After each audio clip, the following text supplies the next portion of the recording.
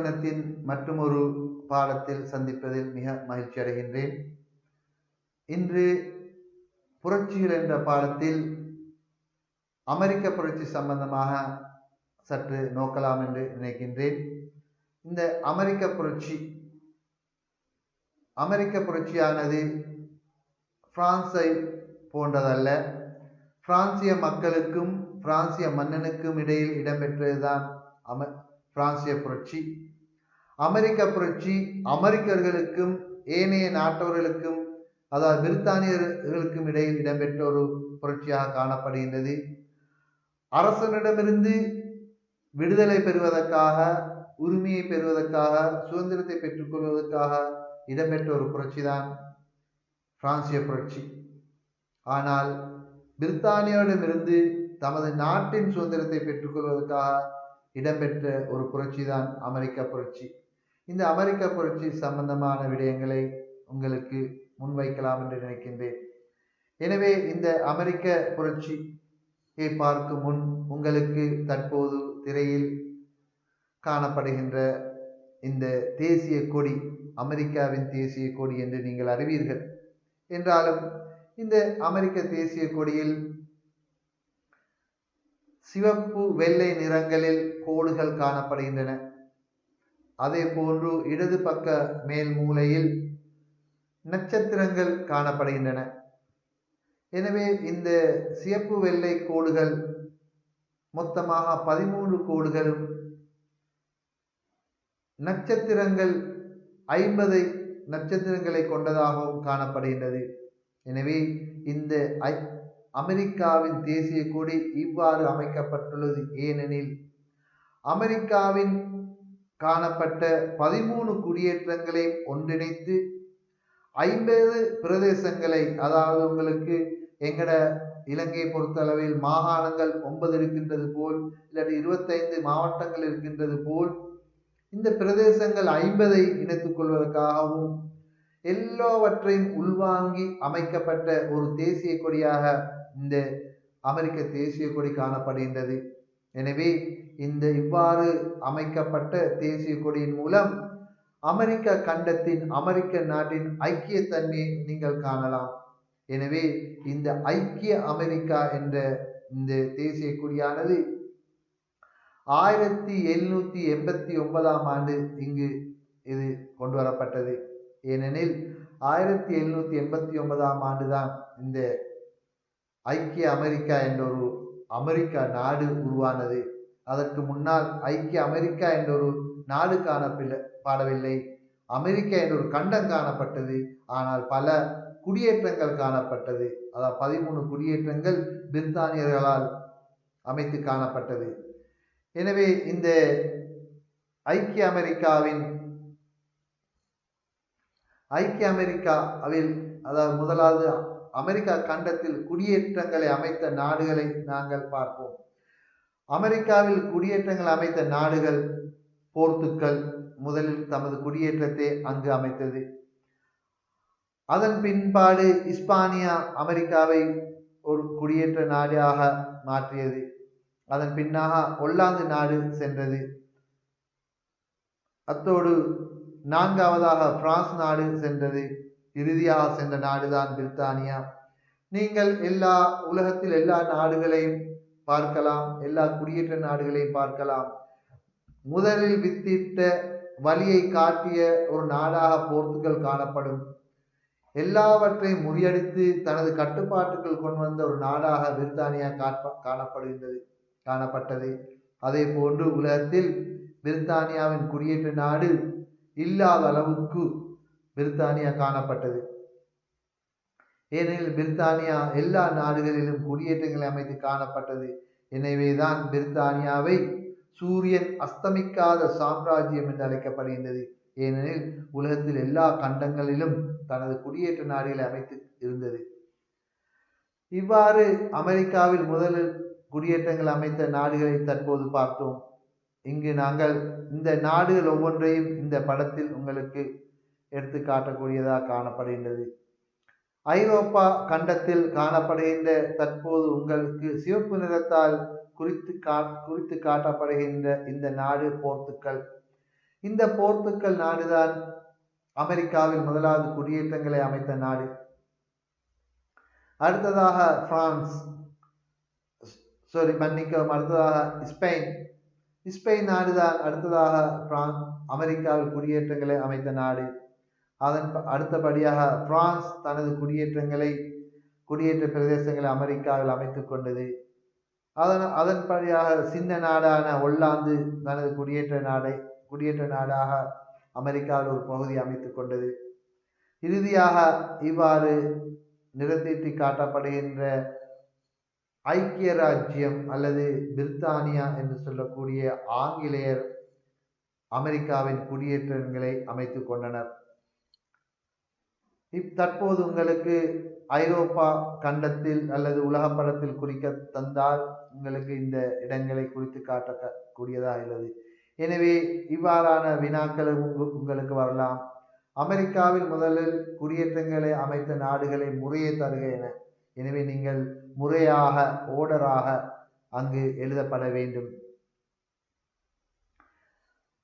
அமெரிக்காவில் காணப்பட்ட குடியேற்றங்களில் பிரித்தானியா அமைத்த குடியேற்றங்கள் எது என பார்ப்போம். முதலில் மொத்தமாக உங்களுக்கு நான் கூறிக்கொள்ள விரும்புகின்றேன். அதாவது பிரித்தானியா அமெரிக்காவில் 13 குடியேற்றங்களை அமைத்ததாக. முதலில் பிரித்தானியா அங்கு சென்று என்று சொல்லக்கூடிய வெர்ஜீனியா என்று சொல்லக்கூடிய இந்த குடியேற்றத்தை முதலில் குடியேற்ற நாடாக மாற்றியது, அதாவது குடியேற்ற பிரதேசமாக மாற்றியது. இது 1607ஆம் ஆண்டு தனது குடியேற்ற பிரதேசமாக அமெரிக்காவில் அமைத்து கொண்டது. இவ்வாறு படிப்படியாக அமைத்து 1733ஆம் ஆண்டு இறுதியான குடியேற்றமாக ஜோர்ஜியா என்ற குடியேற்ற பகுதியை உருவாக்கி கொண்டது. 13 குடியேற்றங்களில் இறுதியாக அமைக்கப்பட்ட குடியேற்றம் ஜோர்ஜியாவாகும். முதலில் அமைக்கப்பட்ட குடியேற்றம் வெர்ஜீனியாவாகும். இந்த குடியேற்றங்களை நாம் நினைத்தது போல் போன போக்கிலேயே அமைத்துக் கொண்டதாக தெரியவில்லை. ஏனெனில் உங்களுக்கு தெரியும், 1607இல் முதலாவது குடியேற்றம் அமைக்கப்பட்டது. 1733ஆம் ஆண்டு இறுதியான ஜோர்ஜியா என்ற குடியேற்றம் அமைக்கப்பட்டது. எனவே 100 வருடங்களுக்கு மேல் இந்த குடியேற்றங்களை அமைத்துக் கொள்வதில் பிரித்தானியா பாடுபட்டுள்ளது.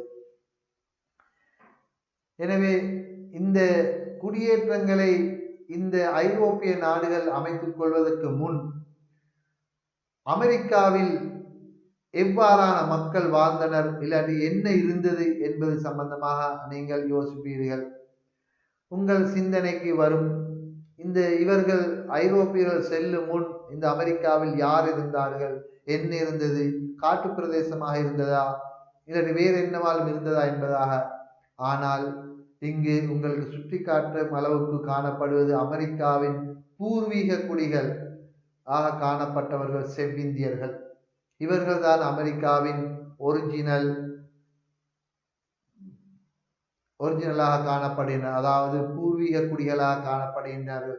இவர்களை தோற்கடித்து இவர்களின் ஆட்சியை, இவரின் பராமரிப்பை, நிர்வாகத்தை கைப்பற்றிதான் இவர்கள் தமது ஆட்சியை அமெரிக்காவில் அமைத்துக் கொண்டனர். இவர்களை நாங்கள் செவ்விந்தியர்கள் என்று கூறுவோம். அமெரிக்காவில் வாழ்ந்த பூர்வீக குடிகளாக செவ்விந்தியர்களை குறிப்பிடலாம். இந்த செவ்விந்தியரின் தலைவரான சியாட்டல் என்பவரின் படம் தான் இங்கு உங்களுக்கு பிரசுரிக்கப்பட்டுள்ளது. அமெரிக்காவில் குடியேற்றங்களை அமைப்பதில் செல்வாக்கு செலுத்திய காரணங்கள் என்ன என்பதை பார்ப்போம். ஐரோப்பியர்கள் அமெரிக்காவில் குடியேற்றங்களை அமைப்பதில் செல்வாக்கு செலுத்திய காரணங்கள் பல உள்ளன. அதாவது இங்கு சமய மோதல்கள், அதாவது ஐரோப்பாவில் ஆரம்ப கட்டங்களில் புரட்டஸ்தாந்து சமயத்துக்கும் கிறிஸ்தவ கத்தோலிக்க சமயத்துக்கும் இடையில் சமய மோதல் ஏற்பட்டிருந்தது. எனவே இந்த சமய மோதல் காரணமாக ஐரோப்பாவில் வாழ்ந்த மக்கள் மிகவும் சிக்கலான ஒரு வாழ்க்கையை நடத்தக்கூடியவர்களாக காணப்பட்டது. சமய மோதல் காரணமாக ஒவ்வொரு குழுக்களாக பிரிந்து காணப்பட்டனர். எனவே இந்த சமய மோதல்களிலிருந்து அல்லது இந்த பிரச்சனையிலிருந்து நிம்மதியான ஒரு வாழ்க்கையை அமைத்துக் கொள்வதற்காக மக்கள் காத்திருந்தனர். இவ்வாறான காலகட்டங்களில் அமெரிக்கா கண்டுபிடிக்கப்பட்டது. அமெரிக்காவை கண்டுபிடித்தவர் அமெரிக்கோ வெஸ்புசி ஆவார். இவரின் கண்டுபிடிப்புக்கு மரியாதையாகத்தான் ஜெர்மனியர்கள் இந்த கண்டத்துக்கு அமெரிக்கா என்று பெயர் வைத்தனர். எனவே இந்த அமெரிக்கா கண்டுபிடிக்கப்பட்டதன் பிற்பாடு ஐரோப்பிய மக்கள் தமது நிம்மதியான வாழ்க்கையை நடாத்துவதற்காக கொண்டு செல்வதற்காக நாடுகளுக்கு நகர வேண்டிய நிலைக்கு உள்ளானனர். எனவே அங்கு போய் நிம்மதியான வாழ்க்கை அமைத்துக் கொள்வதற்கு இந்த காரணம் செல்வாக்கு செலுத்தியது சமய மோதல். அடுத்தபடியாக சிறப்பான வாழ்க்கையை அமைத்துக் கொள்ளல். ஒரு நாட்டில் போயிட்டு செல்வங்களையும் புகழையும் பெற்று சிறப்பான ஒரு வாழ்க்கை அமைத்துக் கொள்வதற்காக மக்கள் சென்றனர். உதாரணத்துக்கு நாங்கள் கூட பார்க்கலாம், ஒவ்வொரு நாடுகளில் ஏற்படக்கூடிய பிரச்சனைகள் காரணமாக எமது நாட்டு மக்கள் கூட ஏனைய நாடுகளுக்கு சென்று வாழ்வதற்கு முற்படுகின்றனர். ஏனெனில் ஒவ்வொருவரும் சிறப்பான ஒரு வாழ்க்கை தரத்தை கொண்ட நல்லதொரு சுகபோக வாழ்க்கையை நடாத்துவதற்கு விருப்பமுடையவர்களாகத்தான் காணப்படுகின்றனர். எனவே அக்காலத்தில் வாழ்ந்த ஐரோப்பிய மக்களும் ஒரு சிறப்பான வாழ்க்கையை நடாத்துவதற்காக அமெரிக்காவை சென்றடைந்தனர். அடுத்த காரணமாக புகழும் செல்வமும். ஒரு நாட்டில் வாழ்வதென்றால் ஒரு புகழ் காணப்படும். அதே மாதிரி தமக்கு தேவையான செல்வங்களை பெற்றுக்கொள்ளக்கூடிய ஒரு வாழ்க்கை தரத்தை அமைத்துக் கொள்ளக்கூடியதாக காணப்படும். எனவே இந்த புகழும் செல்வமும் ஒரு நாட்டின் குடியேற்றங்களை அமைப்பதில் செல்வாக்கு செலுத்துகின்றன. எனவே இதன் காரணத்தினாலும் மக்கள் இந்த நாடுகளில் குடியேற்றங்கள் அமைப்பதில் குடியேறுவதில் செல்வாக்கு செலுத்திய காரணமாக காணப்படுகின்றன. அத்தோடு ஆட்சியாளர்களின் உந்தல், அதாவது பிரஷர், அதாவது ஐரோப்பாவில் காணப்பட்ட ஒவ்வொரு நாட்டு ஆட்சியாளர்களும் மன்னர்களும் ஏனைய நாடுகளுக்கு செல்வதிலும் அல்லது அந்த நாடுகளை கண்டுபிடிப்பதிலும் அந்த நாடுகளில் கண்டுபிடித்து அதில் காணப்படுகின்ற செல்வங்களை சொத்துக்களை தமது நாட்டுக்கு கொண்டு வருவதில் அக்கறை உள்ளவர்களாக காணப்பட்டனர். இதன் காரணமாக ஒவ்வொரு நாட்டு மன்னர்களும் அதற்கான உதவிகளை வழங்கினர். எனவே இதனால் உந்தப்பட்ட கடலோடிகள் இவ்வாறான குடியேற்றங்களை அமைப்பதிலும் கைப்பற்றுவதிலும் போட்டி போட்டனர். உதாரணமாக போர்த்துகல் நாட்டு மன்னன் கடலோடி ஹென்ரியை குறிப்பிடலாம், இசபெல்லா அரசியை குறிப்பிடலாம்.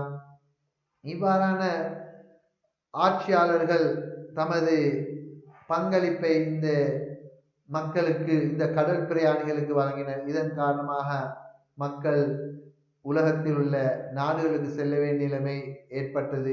இவ்வாறே அமெரிக்காவுக்கும் இந்த குடியேற்றங்களை அமைப்பதில் செல்வாக்கு செலுத்திய காரணமாக நாங்கள் பார்க்கலாம்.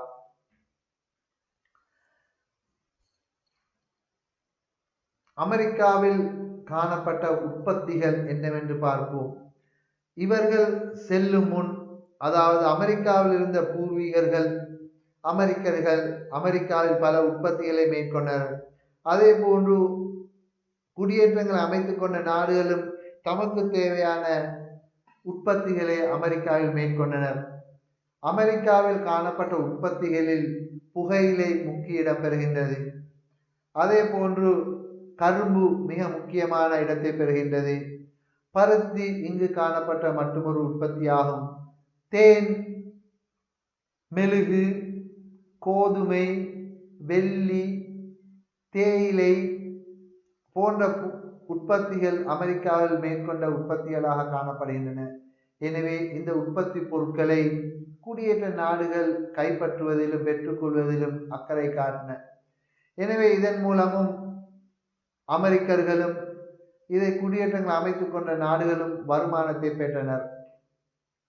இந்த புகையிலை, கரும்பு, பருத்தி, தேன், மெழுகு, கோதுமை, வெள்ளி போன்றவைகள் இங்கு அமெரிக்காவில் பரம்பரையாக காணப்பட்ட உற்பத்திகளாக காணப்படுகின்றன.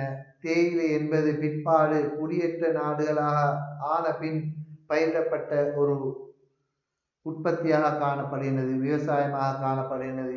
எனவே அமெரிக்கர்கள் இவ்வாறான பொருட்களை ஏனைய நாடுகளுக்கு விற்பனை செய்து அல்லது தமது நாடுகளில் விற்பனை செய்து தமது வாழ்க்கையை நடாத்தி கொண்டிருந்தனர். குடியேற்ற நாடுகள் ஆயினதன் பின் இந்த பொருட்களை ஏனைய நாடுகளுக்கு விற்பனை செய்து வருமானத்தை பெற்றுக்கொண்டனர்.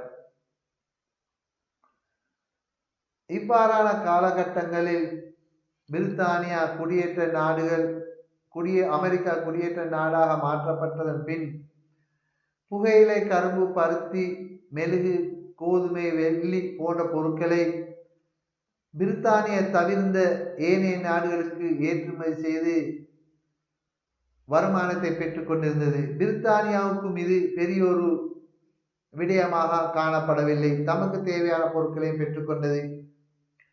இவ்வாறு இருக்கையில் பிரான்சும் அமெரிக்காவில் குடியேற்றங்கள் அமைந்து காணப்பட்ட வேளையில்தான் பிரித்தானியாவும் அமெரிக்காவில் குடியேற்றங்கள் அமைத்து காணப்பட்டது.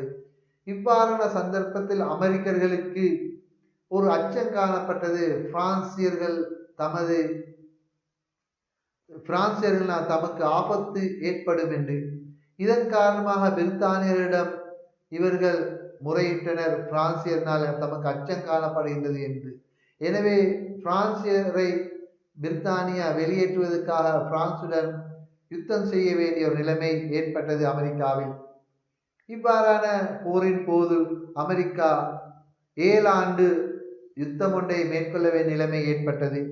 இந்த 7 ஆண்டு யுத்தத்தின் மூலம் பிரித்தானியாவுக்கு பாரிய செலவொன்று ஏற்பட்டது. எனவே இந்த 7 ஆண்டு யுத்தத்தின் பின் பிரான்ஸ் அமெரிக்காவிலிருந்து வெளியேற்றப்பட்டதன் பின் பிரித்தானியாவுக்கு அமெரிக்காவின் முழு நாடும் சொந்தமாயின. எனவே இவ்வாறான காலகட்டங்களில் பிரித்தானியாவுக்கு ஏற்பட்ட செலவினை ஈடு செய்வதற்காக பிரித்தானியா முற்பட்டது. பிரித்தானியாவுக்கு ஏற்பட்ட செலவுகளை அமெரிக்கர்களிடமிருந்தே பெறுவதற்கான ஏற்பாடுகளை பிரித்தானியா மேற்கொண்டது.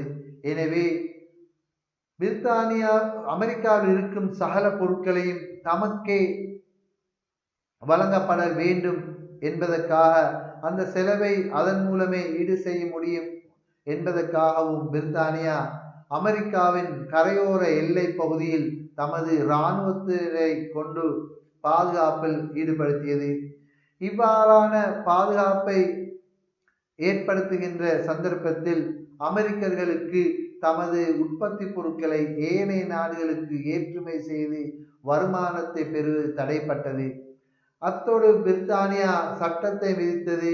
இவ்வாறு எல்லை பகுதியில் பாதுகாப்புக்காக நிறுத்தி வைக்கப்பட்டிருக்கின்ற இராணுவ வீரர்களுக்கு தங்குமிட வசதியும் உணவும் பணமும் வழங்கப்பட வேண்டும் அமெரிக்கர்களே என்று. இதனால் வெறுப்படைந்த அமெரிக்கர்கள் இதற்கு எதிராக செயல்பட தொடங்கினர்.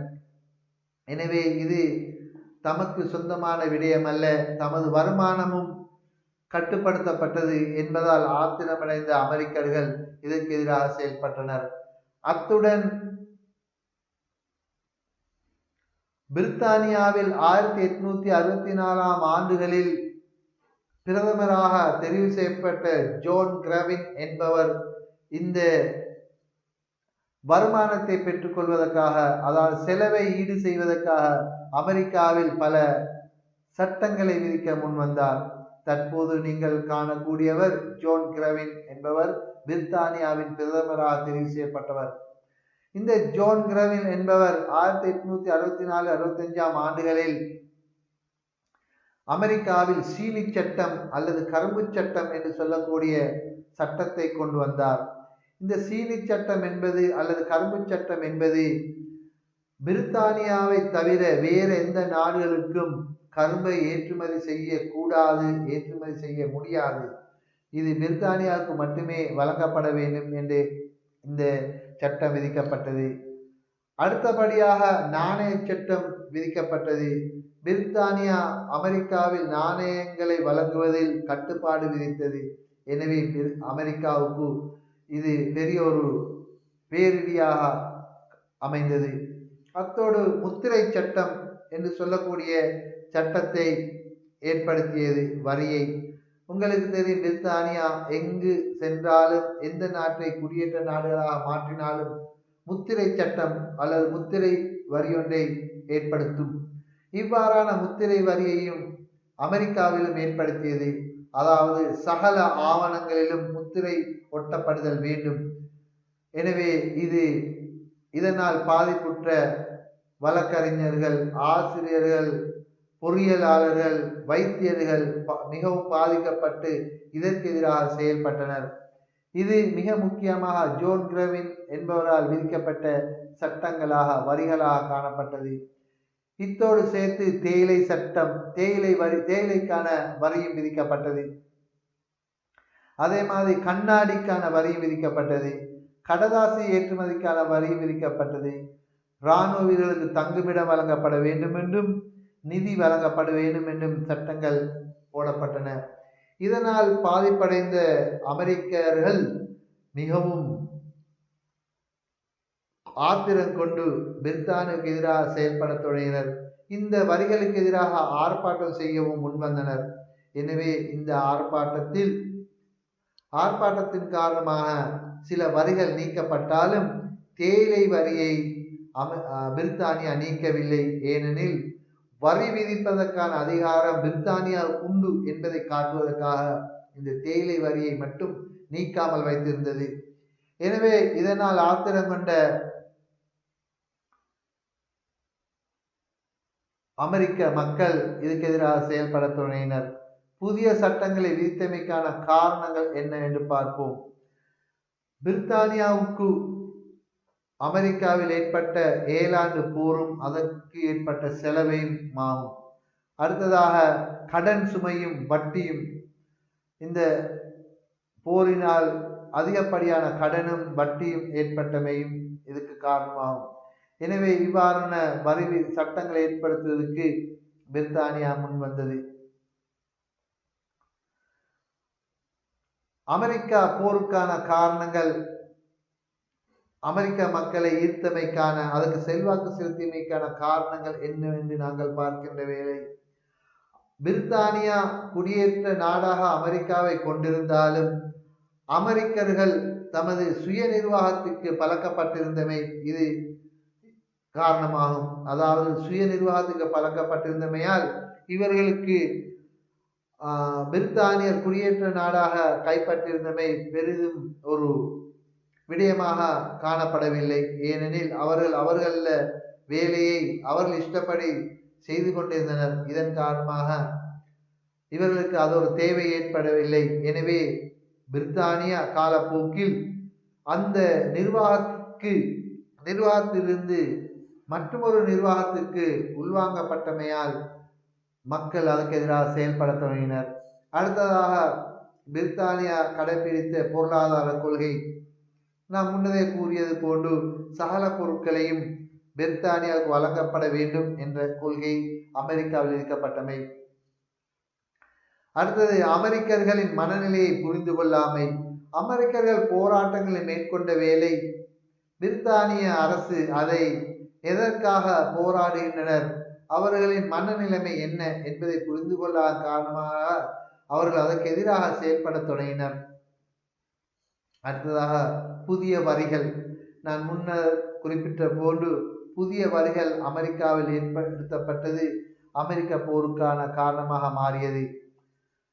அடுத்ததாக இதற்கு எதிராக செயல்பட்ட அமெரிக்கர்களை நியாயமான போராட்டங்களை ஆயுத பிரயோகங்களை கொண்டு அல்லது இராணுவ பலத்தை கொண்டு கட்டுப்படுத்த முயன்றமை போருக்கான காரணங்களாக மாறியது. அடுத்தது அமெரிக்கர்களிடையே சுதந்திரம் பெற வேண்டும் என்ற ஆர்வம் ஒன்று சகல மக்களுக்கு ஏற்பட்டது. பிரித்தானியாவிடமிருந்து சுதந்திரம் பெறுவதற்கான ஆர்வம் ஆசையும் அமெரிக்கர்களிடம் ஏற்பட்டதன் காரணமாக அமெரிக்க போர் ஒன்று ஏற்படுவதற்கு காரணமாக அமைந்தது, வழிவகுத்தது. பிரித்தானியா தனது கொள்கையில் பிரித்தானியா வரி விதிக்கும் அதிகாரம் உண்டு எனவும் அமெரிக்கர்கள் வரி விதிக்கும் அதிகாரம் இல்லை எனவும் பிரித்தானியா கூறிக்கொண்டிருந்தது. அமெரிக்கா சொன்னது பாராளுமன்றத்தில் எமது பிரதிநிதிகளுக்கு அமெரிக்காவில் வரி விதிக்கும் அதிகாரம் உண்டு எனவும், அவ்வாறு பிரித்தானியாவுக்கு அமெரிக்காவில் வரி விதிக்கும் அதிகாரம் இல்லை எனவும் கூறிக்கொண்டது. இவ்வாறான காரணத்தால் பிரித்தானியா அந்த கட்டுப்பாட்டிலிருந்து நீங்காமல் அமெரிக்காவில் வரி விதிக்கும் அதிகாரத்தை கொண்டிருந்தது. இவ்வாறான காரணத்தால் அமெரிக்க பிரதிநிதிகளை சட்டசபையில் இருந்து பிரித்தானியா நீக்கியது. இவ்வாறு நீக்கியதன் காரணமாக அமெரிக்கர்கள் கூறியது, அமெரிக்க பிரதிநிதிகளை கொண்ட சட்டசபைக்கு வரி விதிக்கும் அதிகாரம் உண்டு எனவும், அவ்வாறு எங்களது பிரதிநிதிகள் சட்டசபையில் இல்லையெனில் நாங்கள் வரி செலுத்தவும் மாட்டோம் என்ற முடிவுக்கு வந்து, பிரதிநிதித்துவம் வழங்கப்படவில்லை என்றால் வரியும் நாங்கள் விதிக்கப்பட மாட்டோம் என்ற கோஷத்துடன், பிரதிநிதித்துவம் இன்றி வரியும் இல்லை என்ற கோஷத்துடன் அமெரிக்க புரட்சி, அமெரிக்க போராட்டம், சுதந்திர போராட்டம் இடம்பெற தொடங்கியது. இவ்வாறான போராட்டத்தின் போது 1767 ஆண்டு இறக்குமதி எதிர்ப்பு, அதாவது பிரித்தானியாவில் இருந்து இறக்குமதி செய்வதற்கான பொருட்களை எதிர்த்து அமெரிக்கா போராடியது. அமெரிக்கா போராடியதன் காரணமாக இந்த எதிர்ப்பு போராட்டத்தின் போது பிரித்தானிய இராணுவ பிரயோகத்தை பயன்படுத்திய வேளை அமெரிக்கர்கள் 5 கொலை செய்யப்பட்டனர். இதன் காரணமாக அமெரிக்கர்கள் இந்த தேயிலைக்கான எதிர்ப்பு ஆர்ப்பாட்டத்தில் ஈடுபட்டு போஸ்டன் துறைமுகத்தில் நிறுத்தி வைக்கப்பட்டிருந்த தேயிலை பெட்டிகளுடனான கப்பலில் இருந்து தேயிலை பெட்டிகளில் கடலில் வீசி எறிந்தனர்.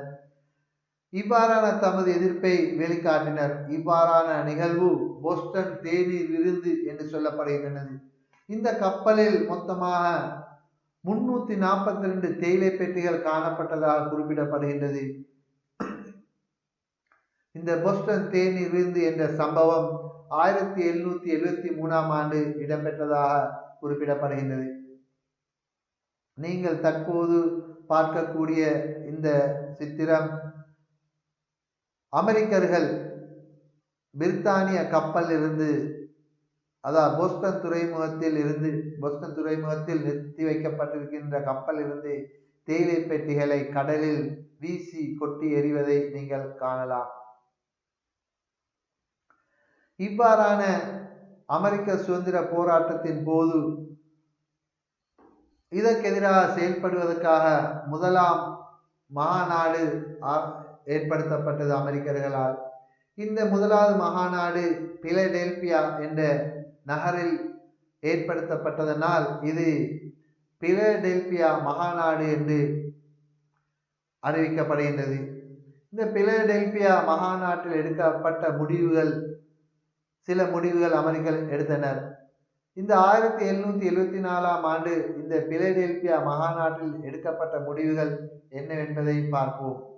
அதாவது அமெரிக்காவில் பிரித்தானியர் சட்டம் விதிக்கும் அதிகாரம் பிரித்தானியருக்கு இல்லை என்றும்,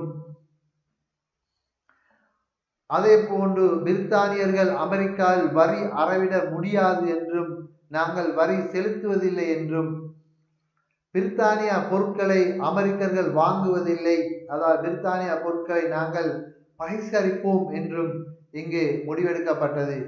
அத்துடன் எமது பாதுகாப்புக்காக ஆயுதமேந்தி போராடுவோம் என்றும் இங்கு பிலடெல்பியா மகாநாட்டில் முடிவெடுக்கப்பட்டது.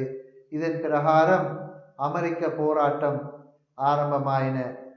அத்துடன் இந்த போராட்டத்தின் முடிவில் போராட்ட வீரர்களுக்கு ஒரு தலைவர் காணப்படாத நிலைமை காணப்பட்டது. எனவே 2ஆம் மகாநாடு அதே நகரத்தில் கூடப்பட்டது. இந்த மகாநாட்டுக்கு 2ஆம் பிலடெல்பியா மகாநாடு என்று குறிப்பிடப்படுகின்றது. இந்த பிலடெல்பியா மகாநாட்டின் போது தமக்கு தேவையான ஒரு தலைவரை தெரிவு செய்வதற்கான ஏற்பாடு செய்யப்பட்டது. இந்த மகாநாட்டின் போது ஜார்ஜ் வாஷிங்டன் என்பவர் போராட்ட தலைவராக, அதாவது அமெரிக்க சுதந்திர போருக்கான தலைவராக தெரிவு செய்யப்பட்டார். அது எல்லோராலும் ஏற்றுக்கொள்ளப்பட்டு அவர் தலைவராக நியமிக்கப்பட்டார். நீங்கள் தற்போது ஜார்ஜ் வாஷிங்டன் அமெரிக்க போராட்ட வீரர்களின் தலைவரை இங்கு காணலாம். அடுத்ததாக அமெரிக்கா பிரித்தானியாவிலிருந்து சுதந்திரத்தை பெறுவதற்காக 1766ஆம் ஆண்டு ஒரு பிரகடனத்தை மேற்கொண்டது. இந்த பிரகடனத்தில் அமெரிக்கர்களுக்கு சகல உரிமைகள் உண்டு எனவும் ஆட்சி அமைக்க அதிகாரம் உண்டு எனவும் பிரித்தானிய பேரரசிலிருந்து விலகுவது எமது முடிவு எனவும் இங்கு முடிவெடுக்கப்பட்டது.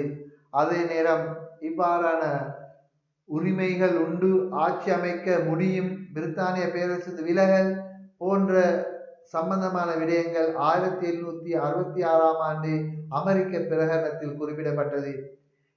எனவே இவ்வாறான பிரகடனத்தை கேள்வியிட்ட பிரித்தானிய அரசாங்கம் இதற்கு எதிராக செயல்பட தொடங்கியது. எனவே இதற்கு எதிராக அமெரிக்காவும் செயற்பட தொடங்கியது. எனவே அமெரிக்காவுக்கும் பிரித்தானியாவுக்கும் இடையில் போர் ஆரம்பமானது. இந்த அமெரிக்காவுக்கும் பிரித்தானியாவுக்கும் இடையில் ஏற்பட்ட இந்த போராட்டத்தில் முதலில் பிரித்தானியா வெற்றி பெற்றாலும் காலப்போக்கில் அமெரிக்கர்கள் போராட்ட வீரர்களுக்கு வெற்றி வாய்ப்பு கிட்டியது. எனவே இந்த வெற்றி வாய்ப்புக்கான காரணம் பிரித்தானியாவுடன் எதிரிகளான போர்த்துக்கல், பிரான்ஸ், ஒல்லாந்து போன்ற நாடுகள் அமெரிக்காவுக்கு உதவி செய்தமை. எனவே இந்த மற்றும் காரணங்களை நாங்கள் இங்கு பார்க்கலாம்.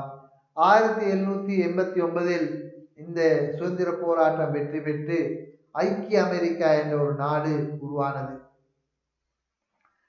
ஐக்கிய அமெரிக்கா என்ற நாடு உருவாகி உலகத்துக்கே கூறக்கூடிய அளவுக்கு அடிப்படை உரிமை பரவியது.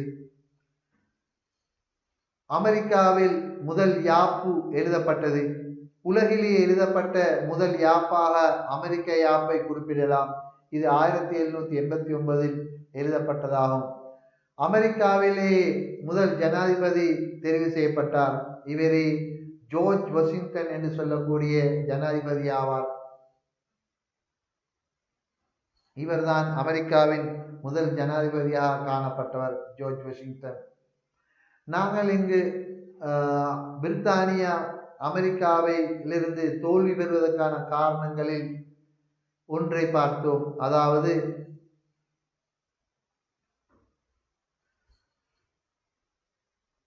பிரித்தானியாவுக்கு எதிரான போர்த்துகல், பிரான்ஸ், ஒல்லாந்து போன்ற நாடுகள் அமெரிக்காவுக்கு உதவி செய்தமை ஒரு காரணம். அடுத்தபடியான காரணமாக பிரித்தானியா ஒரு கண்டத்திலிருந்து அமெரிக்கா இன்னும் ஒரு கண்டத்தில் இருக்கின்றது. எனவே ஐரோப்பா கண்டத்திலிருந்து அமெரிக்கா கண்டத்திற்கு வந்து இராணுவ வீரர்கள், படைகள் அங்கு போர் புரிய வேண்டிய நிலைமை ஏற்பட்டது. இவ்வாறான தூர பிரதேசத்தில் போர் புரிவதென்பது இயலாமையான காரணம். எனவே இந்த அறியாமையும் காலநிலைகள் மாற்றமும் தூர பிரதேசத்தில் வந்து போர் செய்யக்கூடிய சந்தர்ப்பமும் ஒரு நாட்டுக்கு கஷ்டமான நிலைமையாக காணப்பட்டது. எனவே பிரித்தானியா இந்த போரில் தோல்வியடைந்து அமெரிக்கா வெற்றி பெற்று அமெரிக்கா ஒரு சுதந்திர நாடாக 1789 பிரகடனப்படுத்தப்பட்டு அங்கு யாப்பொன்னும் எழுதப்பட்டதை நீங்கள் அறிவீர்கள்.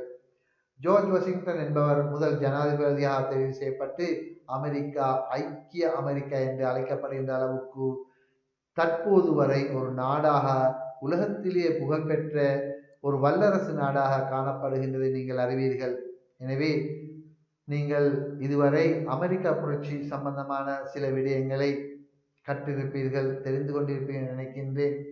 அத்தோடு இதன் தொடர்ச்சியாக சின்ன ஒரு அம்சத்தை நாங்கள் பார்ப்போம். உங்களுக்கு தற்போது காட்சி அளிக்கக்கூடிய ஒன்று ரஷ்யா கொடி. இந்த புரட்சியின் போது ரஷ்ய புரட்சி மிக முக்கியமான ஒரு அம்சமாகும்.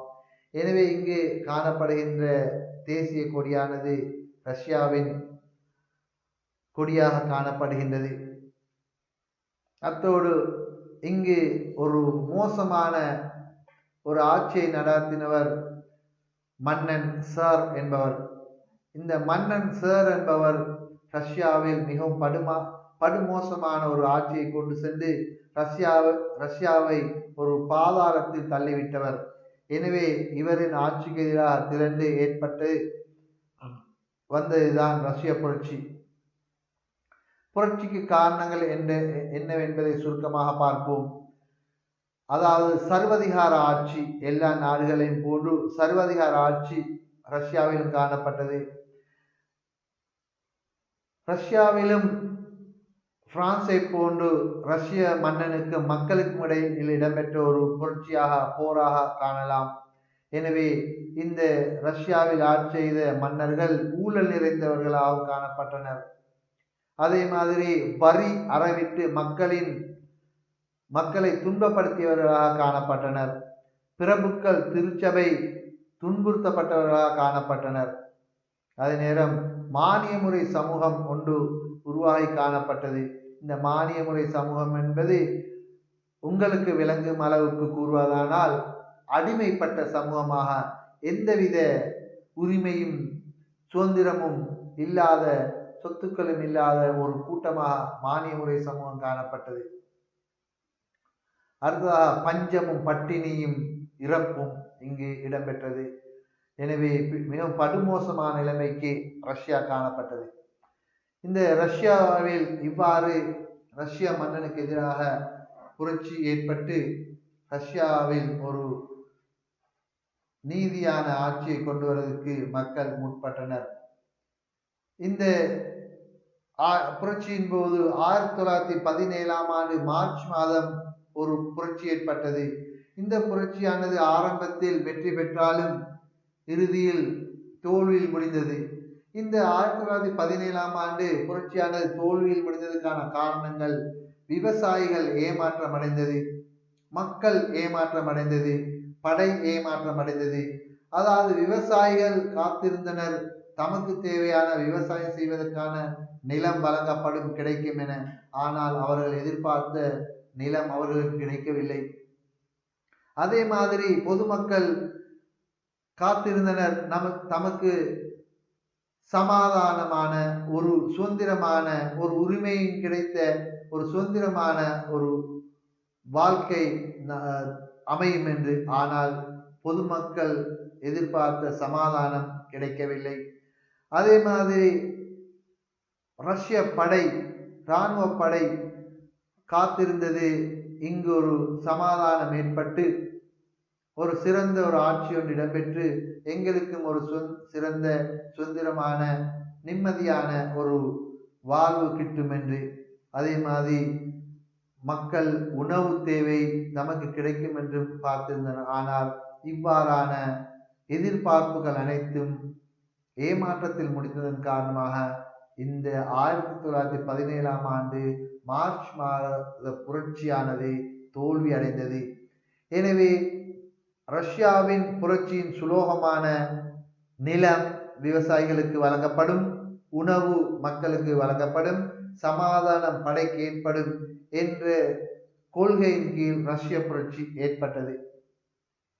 எனவே நிலம், உணவு, சமாதானம் ரஷ்ய புரட்சியின் சுலோகமாக காணப்படுகின்றது. எனவே இந்த காலகட்டங்களில் தமது போல்சோவிக் என்று சொல்லக்கூடிய கட்சி அமைத்துக் கொண்டவர் V.I. லெனின் என்பவர். V.I. லெனின் என்பவரை தற்போது நீங்கள் படத்தில் காணுகின்றீர்கள். எனவே இந்த V.I. லெனின் என்பவர் சரியான சந்தர்ப்பத்தில் தமது கட்சியின் மூலம் மக்களை ஒன்று சேர்த்து ரஷ்யாவில் ஒரு புரட்சியை ஏற்படுத்தி அரசாங்கத்தை கைப்பற்றும் அளவுக்கு உருவானார். இந்த V.I. லெனின் என்பவர் 1917ஆம் ஆண்டு அக்டோபர் மாதம் ரஷ்ய புரட்சியை ஏற்படுத்தி ரஷ்யாவின் ஆட்சியை கைப்பற்றி கொண்டார். எனவே 1917ஆம் ஆண்டு அக்டோபர் மாத புரட்சியை ரஷ்ய புரட்சி என்று அழைக்கப்படுகின்றது. இதற்கு தலைமை தாங்கினவர் V.I. லெனின் என்பவர். V.I. லெனின் போல்செவிக் கட்சியை சேர்ந்தவர்.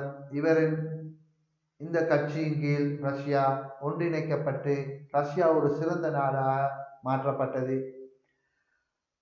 அவ்வாறு சிறந்த நாடாக மாற்றப்பட்டு ரஷ்யாவில் போல்செவிக் கட்சியின் பண்புகளாக சம உடைமை அல்லது பொது உடைமை கொள்கையை கடைபிடிக்கக்கூடிய ஒரு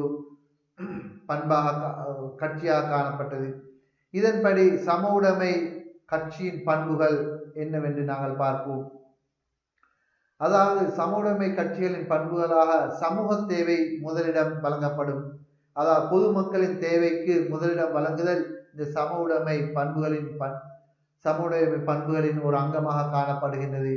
அதே மாதிரி ஏற்றத்தாழ்வுகள் அகற்றப்படுதல், முதலாளி தொழிலாளி என்ற வர்க்க பேதம் இல்லாது சகலரும் ஒரே விதமாக சமமானவர்களாக மதிக்கப்படும் கொள்கை உடையதுதான் சம உடைமை. எனவே இவ்வாறான ஒரு பண்பை கொண்டது போல்செவிக் கட்சி காணப்பட்டது. சம உடைமை பண்புகளின் அடுத்த விடயமாக பாகுபாடற்ற உயர் மனித சமூகத்தை உருவாக்குதல்.